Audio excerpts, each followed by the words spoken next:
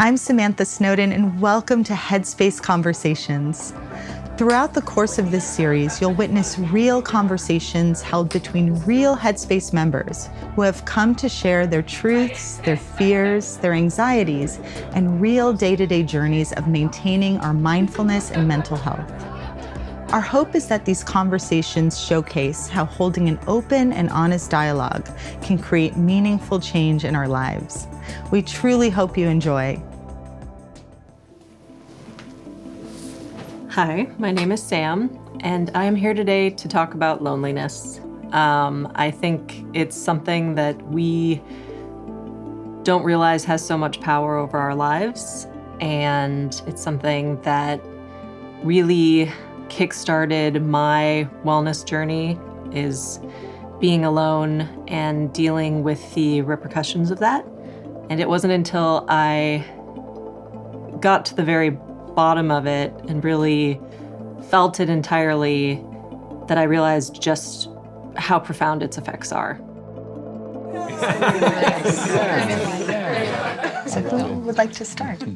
What I want to talk about was just human connection and experiencing loneliness, which was so huge for me in sparking my wellness journey. Is so much of my existence, which I didn't realize until the pandemic hit, was grounded in making other people happy.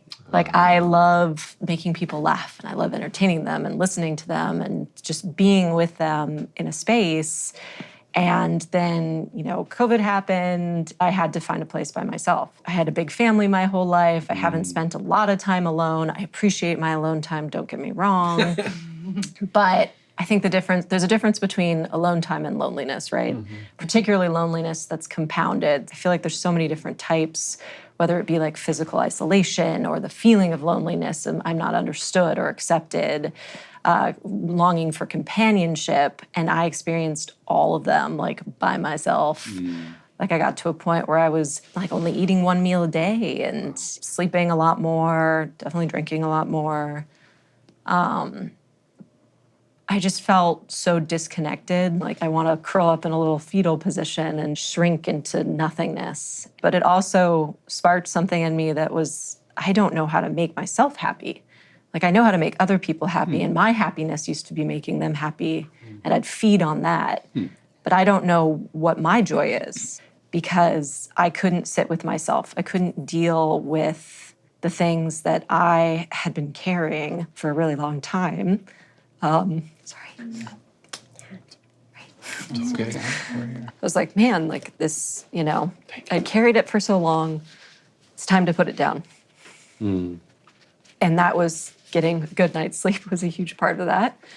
And the Headspace sleep stories. This is so stupid that this is making me cry, but it's that stupid antique store. I love reading antiques. That is a good one. It's such a good one. It just became like a little safe space in my mind, like a respite. I guess travel through the memories and things that I'd kind of put on shelves and tucked away, but that were still a part of it. And there's this really great poem about like a chambered nautilus. There are these shells that basically, when they're done with one part of their growth and their life, they wall it up and then they build a new one to grow into the new part of their life and existence. And I felt like I had all these walled up portions of my life that I'm still carrying with me, and they made me who I am. I needed to break down those walls and accept the whole shell in order to like begin to move. And I'm so happy I did, because it was the catalyst for a whole new life, a better life. And realizing I couldn't do it by myself and that I needed help and direction and guidance was really important. Awesome. Yeah.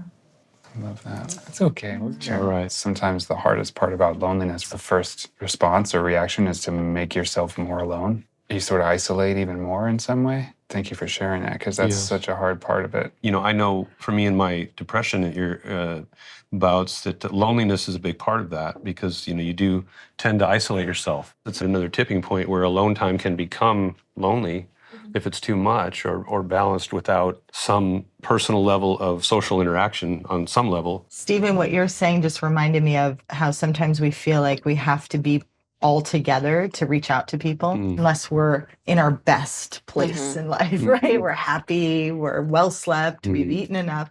Truth is, we're rarely in that peak state. Exactly. What I've found in my life is to largely not ignore that story, but to keep challenging that story. And I try to think of it as it's coming from a place of anxiety and wanting to be accepted, wanting to be loved and liked by the people that are going to spend time with me. That fear can really pull us back into solitude. I think a lot of people experience that. But I like to say, put your body there and then trust that things will unfold better than you are imagining they will. And they often do. Yeah. And now have that weird, like, Exhaustion.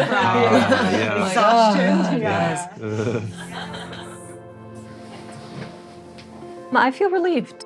These people in such a short time have come to mean a lot to me because they've shared things that I feel connect us.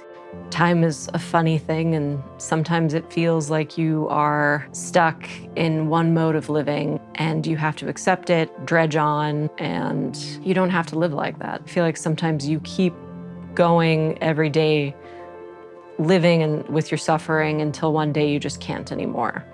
And so even though it was really hard for me to reach that day, that is the day that you say, this is enough, I don't deserve this, I don't want to live this way, I want happiness, I want peace, I want connectivity, and I hope in that time that you reach out and you find that for yourself.